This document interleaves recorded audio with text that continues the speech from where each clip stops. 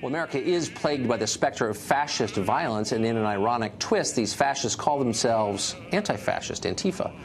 Whenever conservatives want to speak on campus or hold a rally, antifa groups are a reliable presence, and they routinely try to stamp out speech using vigilante violence, which they perversely justify as a form of self-defense. Mike Isaacson is a professor at John Jay College of Criminal Justice. He founded the Antifa group Smash Racism DC, and he joins us tonight. Professor, thanks for coming on. Hi, how you doing? Thank you for having me. So your position, tell me if I'm mischaracterizing this, is people you define as fascists do not have free speech rights. No. My position is that communities have the right to defend themselves against groups that actively seek to eliminate members of that community. Defend themselves against violence, or defend themselves against violence? I mean, we're talking about... No, but physical violence? So if I say, for example... We're talking about a history, a group that has a history of not hate crimes. Yeah, no, we're not... Are we going to pretend like we're suddenly in this ahistorical world where Dylan Roof or Wade Michael Page doesn't exist, where Anders Breivik doesn't exist? Are you kidding me? No. Are you really a professor, by the way? What? So here's the question, though. Is it past statements that have espoused violence, or is it acts of violence? It's so both. could you? It's both. I mean, we're talking about. Hold on. Let me just finish my question. Could you commit violence against me if you thought that I had a history of saying things that you imagined were violent? I would never commit violence against you. I actually, when I was younger, I was a libertarian, and I actually looked up to you when you were a libertarian. Okay, but let's take me out of this. Okay. Let's just, I want to know, like, the concept of self-defense is a legal concept, but it's also got, like, a long history and tradition in common law. So the idea is, if I'm hitting you, if I strike you physically, if I physically commit violence against you, you have a right to commit violence back in order to protect yourself or your property. Sure. But you're seeming to say that anybody who has espoused ideas that have at some point in history led to violence can be the subject of violence from you. You're not saying that. No, I'm not saying that. What I'm saying is that I believe it is the right for communities to get together to assess what is a threat to them and to defend themselves against that threat. So give me an example. Like, what public figure in America right now could be shut down, could have his free speech rights taken away, and could be the subject of violence under the standards you're describing?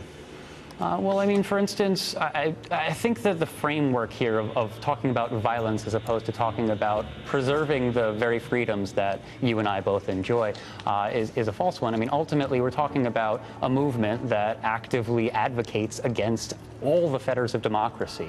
I mean, we're talking about Richard Spencer, who publishes in altright.com, publishes an article on July 28th by a man named Vincent Law, where the headline was, "To protect free speech, get rid of democracy."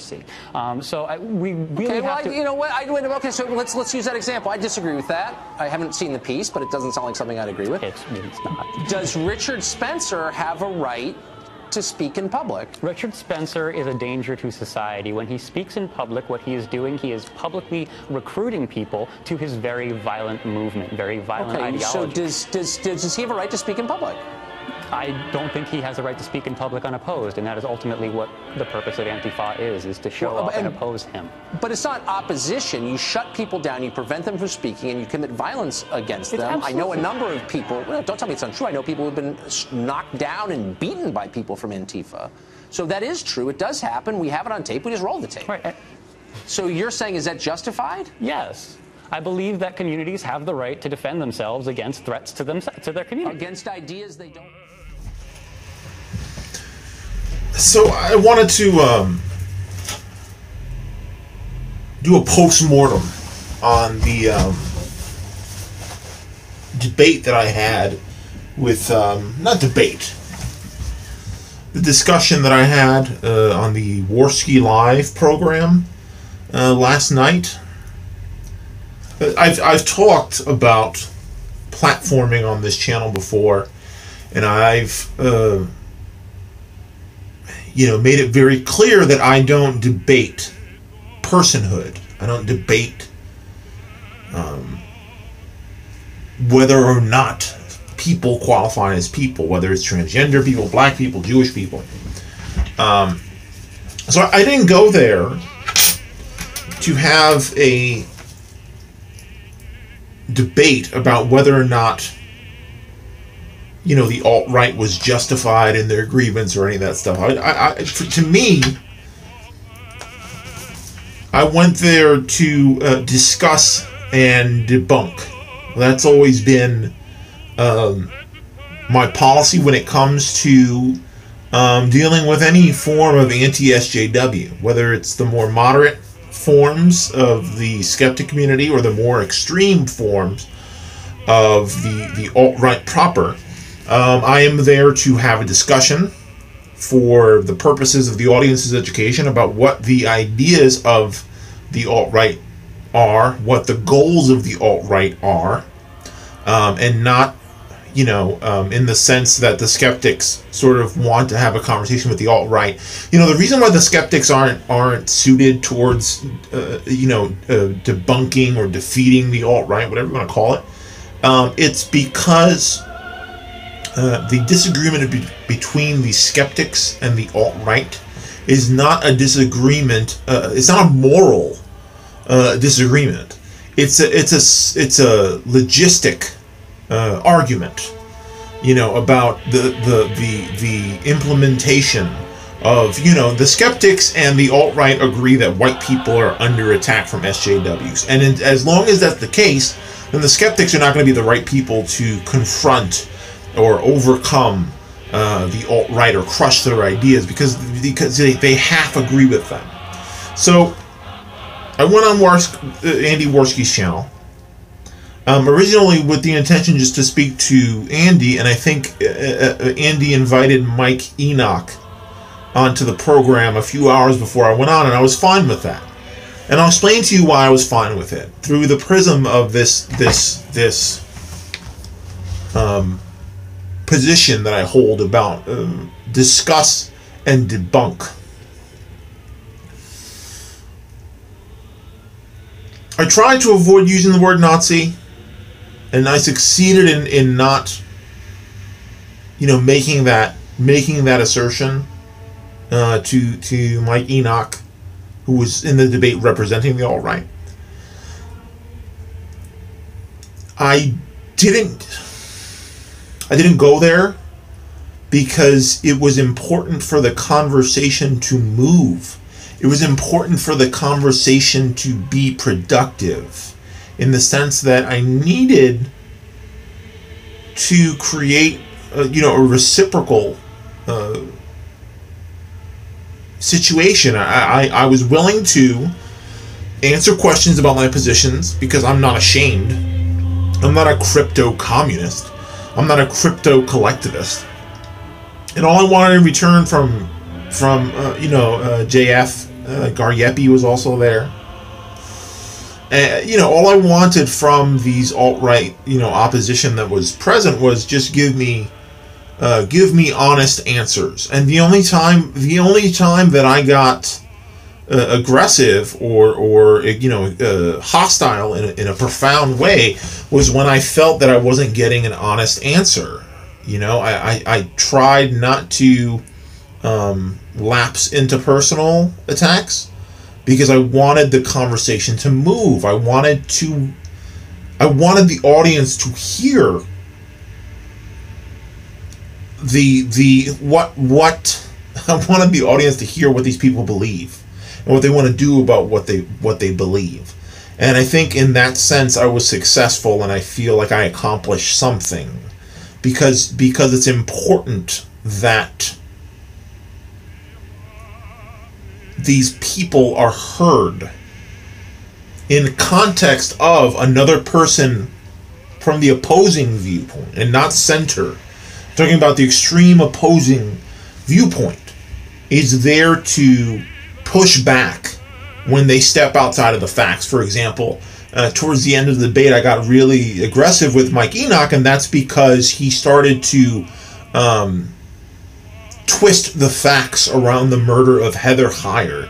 He started to twist the facts around the perpetrator, implying that somehow he was autistic, implying that James Fields, I believe, is the murderer's name, the neo-Nazi that ran over Charlottesville counter-protester Heather Heyer.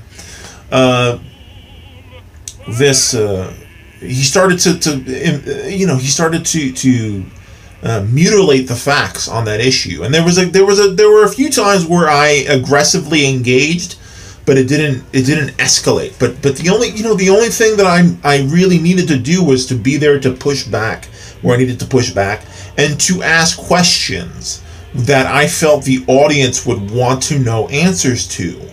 Like when, on the homeland topic, when I asked, how many homelands are white people entitled to? Because Mike Enoch was making the argument that white people are entitled to their indigenous homeland and to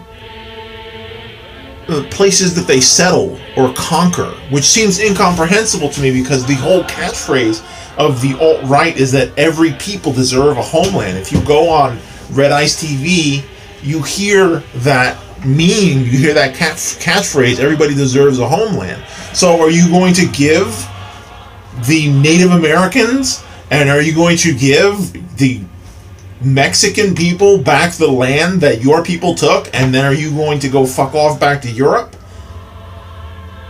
Does everybody deserve a homeland, or does the white race get to reserve a bunch of different homelands and then take your homelands because they did it through war, fair and square? So that got me bent out of shape. Because it's so contradictory and greedy. You know what I mean? I want my indigenous homeland. Okay, what about the people that lived here? Oh, well, why are the Native Americans entitled to this land, with this rich land with all these resources?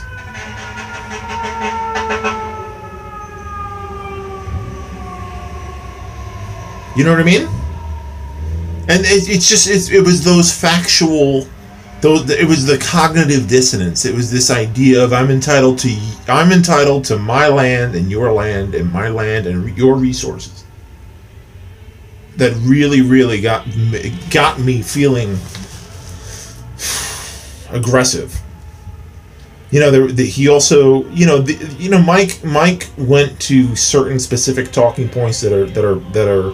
If you do what I do, and you research this stuff all the time, every day you consume this alt-right content, every day you're listening to what their arguments are and listen to what their go-to statistics are, you're going to hear a lot of immigration talk. Particularly, this is for North American alt-righters in particular, because of the xenophobic immigration policies of early 20th century North American nations, where the Canadian government at one point and the American government at one point was explicitly racist in their discrimination against who gets to immigrate to America, because they believed in the kind of backwards, outmoded, thoroughly debunked racial science that the alt-right does.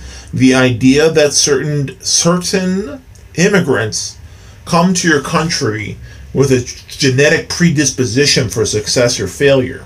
And what's funny is after those ideas were debunked and were no longer mainstream, the rest of society moved on. Meanwhile, Mike Enoch's brain is still in 1924, like if nothing happened after that. Richard Spencer's brain is in 1965 because nothing apparently has happened after that, I guess. You know what I mean? So, discuss and debunk. I wasn't going to debate, whether or not the alt-right is justified. I'm willing to discuss how the alt-right sees themselves. But again, when you're in a discussion on a platform like this, my standalone videos are not the same kind of format as when I go into these discussions. So I will not stage debates between me and alt-righters. Not in the sense that Sargon does, where he goes on Millennial Woe's annual streams and gives him technocratic advice about how to achieve the alt-right's goals. But I will confront alt-righters where I have the opportunity, so that I don't let them get away with constructing their narratives and twisting facts, and why it was very important for me to be there, in my opinion, is the right wing and the skeptics have been talking about anti-fascist in an abstract, fantastical way for so long that I needed to be there to like humanize our position, to show that we're not boogeymen, to present an antifa, someone who's an anarcho-communist, someone who is in solidarity with anti-fascism, who is not an edited boogeyman, that's not in a highlight clip that they get to control how I come off. That was what was most valuable, was to go into this right-wing or right-leaning sphere and present a functional, reasoning, thoughtful person in place of a manipulated, constructed stereotype of my political beliefs. I think that that's valuable to not to the already puritanical right-wingers that are in there, that are already fully converted. Andy Warski's platform is so big that there are people who are politically uninitiated who are consuming his content, and to these politically uninitiated people, I wanted to present my politics, and especially in contrast to their extreme opposite.